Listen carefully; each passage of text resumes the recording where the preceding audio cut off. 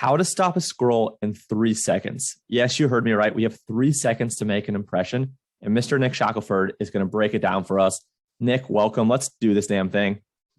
What's up, Chase? Thank you for having me back again. This will be, I'm hoping to be one of the longest standing visitors on this because we just have so much stuff to talk about. And I want to recognize already, there's so many great questions and comments back on the agency one that we are going to do a follow-up and just do a straight Q&A for all those that had those questions, because there's copywriters and then there's email marketers, and then there's social agencies, and then there's content agencies. So there's a lot of new things I definitely want to bring up, and I know Chase has tons of ideas for it. But today, the core focus is stuff that we're going to talk about is content that's working, some brands that we love, whether we work with them or worked with them in the past, or just some that we just admire overall. These are the ones that are doing it right. If you're in that e-commerce space, but honestly, it's pretty overarching for all people that want to stop that scroll and earn that click. So I have to do a subtle shout out to the team. Motion App, we're not affiliated with them. We don't have a partnership with them.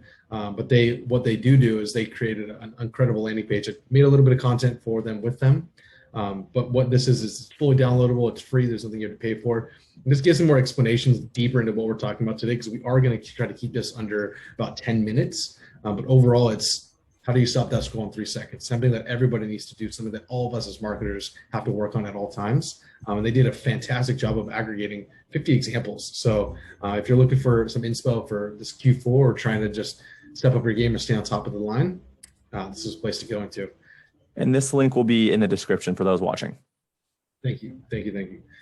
So let me give a little bit of an initial frame, and some of you might have heard this or talked about this before, but this is how we look at all of our pieces of content in these elements. And we look at it almost like a little bit of Lego blocks. And it's a newer concept that some of the people are talking about in the space, but it's something that we've been on for about 3+ years. But when breaking down every piece of content, you should be able to identify what elements are being used and what elements are missing. What I mean by that is if it has a hook, if it's talking about the benefits or the features, if there's branded elements of colors, the logos, the subtleties of this, or they're having multiple calls of action. Are you talking about any problems, highlighting them, or are you talking about the main pain points you're pushing on them? Validation with social proof, obviously testimonials, or seeing just 5 stars of people taking the review of it. It's extremely important. B-roll, that's more of like transition. Doesn't always have to have that, especially if it's a paid social ad. You're probably going to be around that 15 to 45 second range. But the longer it gets, there is going to be needing some of those transitional periods, which I'll show you here, that might not drive rev, but it needs to connect it. And lastly, like the overall features, similar to what benefits are. Benefits might be the way that someone feels. Features might be the way that product is being used, or how you can use that product. Why this is important, because it kind of leads us to understanding like stacking of what's most important, where a lot of the revenue is driven from. Kind of like what this alluded to, you have 3 seconds overall. That first initial part, that thumb stop, that scroll stop, that's the most important area where you're gonna have to keep them longer. Or if you do keep them past that point, you have more of an ability to sell to them. And eventually things start looking like a little bit like this. So when we start building content, or when we start communicating to a lot of our creative directors or people in our team, we want this structure of like, hey, if we're going to sell for, let's say if we as the paid media team go, hey, we have prospecting for this specific brand, and we need to make sure that we can showcase all the different products there. What does the team need to shoot content for, or what do we need to repurpose already shot content for, and how do we piece it together? Instead of me telling this big, long, lengthy creative brief, we can get into communication if everyone's on the same page of like, hey, we need to showcase the product with the demonstration and highlighting a benefit, as well as a little bit of validation of what the product is. Repeat that again with the secondary product, another demonstration, highlighting the benefit with validating it with the product.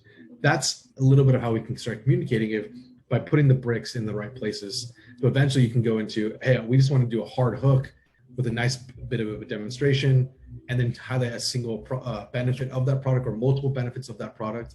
I always recommend going with like then just one simple benefit or one simple pain point that you're trying to kind of highlight, or what your product solves.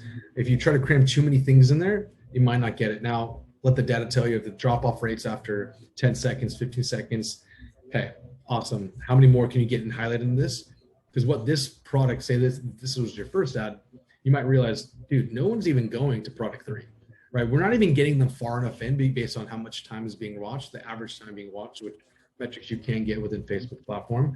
You're never even going to be able to showcase product 4, so maybe that's why you're not getting enough sales on it, right? So now you have to start moving things around, but understanding where drop-off rate is extremely important. Then you can kind of put the bricks into place. And lastly, say you wanted, I just want to do a benefit to reiterate what the product was being sold, and then a demonstration of that. So this is how we're thinking about things. This is how we're trying to get our team to communicate as clearly of like how many hooks we need, how many benefits we need to highlight, what does that brand, what does that product need to be positioned as. And I have 4 pretty cool brands that are doing some stuffs that I think would stand out for all you guys. So I'm going to showcase a couple of them here. And again, we can find all these in Facebook ads library, a great brand we do not work with, but I think they do a fantastic job of driving home branded elements, the features, the benefits, and the quality of why this product is working is ruggable. So they are a worldwide brand, I believe. I do think they're selling all over the place. And I love this, even just with the subtlety of this initial product. Now look, a housewarming gift everyone would love, give the gift of washable doormats. Something that I didn't anticipate, something that I think they did a great job of highlighting this, and something that we know that, hey, I don't really think about replacing my doormats to let them kind of just get used as much as possible, but they did a fantastic job of putting a little bit of the branded elements into it. This is still their brand and still a nice colorway, so watch this real quick. All they're doing, subtlety, putting the name here, which is something that not too many people do, because what they most likely will do after this, or wherever this page links to, which I'll click into after this, you want to drive them to search, right? What often happens with Facebook now, especially when you have the drop in reporting, there's usually a lot of like lift and G about organic or non-identifiable traffic was coming in. Nowadays, there's a lot of identifiable traffic coming in, but it actually comes from some ads that people see and they go back and search it, and then the search kind of gets all wonky, but it usually originates from Facebook. That is what we're tracking. So this were to drop us on one of their landing pages, it's probably going to be all of them. Cool, so shop all doormats. But by having the name of what they liked here, it'll be easier for them to locate what it is that they want. So really nice little subtle touch. I really appreciated that from them. Pardon me, let me go back into, so I can just open this up a little bit better. Love the shot, everything open wide. I can't complain. I can't start recommending this rug, a little social proof. Link down, showing it being used. Always having text overlay. So there's 2 different funny tests that we tried with a lot of our products. And again, this is not a brand that we work with, but we have a brand that's similar to this.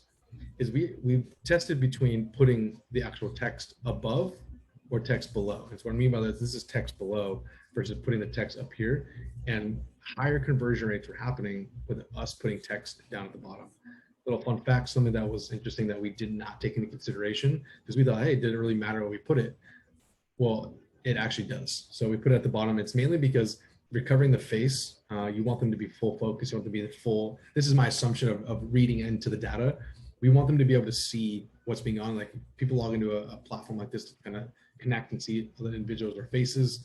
So if you put it at the top, I can't really differentiate between am I going to look at the text or am I going to look at the face. So we just want them to focus on the overall face, and if they're obviously watching it without any sound, we want to make sure we highlight that down here. So this was a fantastic ad. I love how social proof, benefit, benefit, benefit, benefit, benefit. Here's another benefit, showcasing this, dogs, animals. You can tell that they're doing their product research on this, because watch. The demographic, they're obviously tailoring towards females, right? It's not an obvious thing, but it's oftentimes, I don't know too many other guys in my space that are talking about what kind of rug that they want, but my lady talks about this too many times. She starts talking about it, she's standing on it, so naturally it looks like it's fitting. Then they go into holding wine, little selfie feeling, showcasing the product there. Then they have the babies, because obviously the baby's going to be in the living room playing on this carpet. You want to keep it clean. They're probably going to be spilling. You want to keep it clean and safe for the children. Then you get into animals. Of course, animals going to be playing on it, showcasing that's walking around it, eating. Spills, has to be coffee, and then putting it into the washer and dryer. Great demonstration, great product. So if we were to break this down, there's so many of these main elements of what the hooks are. It's heavy on the benefits, right? Washable, examples, the branded elements are there with that, the text coloring overlay, calls to action. I actually think there could be a couple more calls to action in this, but they're not trying to sell too hard here. This is clearly a little bit of a top of funnel plan. And then pain points, they don't really hit too hard on the pain points here. They're doing heavy on the benefits and features. So it was a really nice touch ad on this one, especially as a video. So I'll keep going on this one, Chase. I think they have another really good one.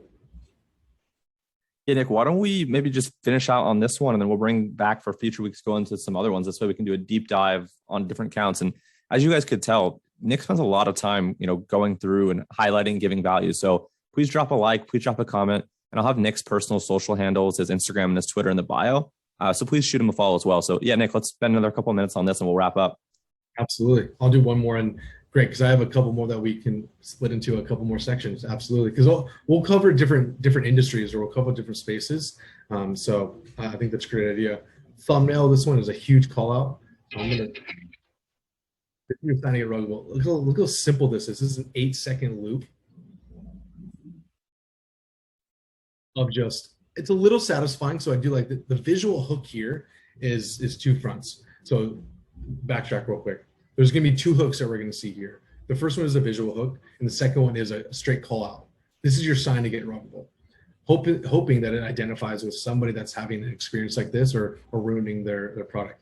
If you are someone that has clumsiness, which is everyone, or if you are someone that has just recently done this, you're probably going to feel like you need to click on this, right? Like it's probably going to like ignite some anxiety within you, going like, oh my God, why is that happening? Who's doing this? And it's pretty simple. It runs through all the different type of products that could be potentially dropped on this. And it's just benefit, value props the entire way through. So live in style, not stains. They're very straightforward. You know what you're getting with this type of product. So I have a major shout out to Ruggable. They do a fantastic job, and I hope in the future we get a chance to manage ads, because with a product like this and creative like that, it's an absolute home run.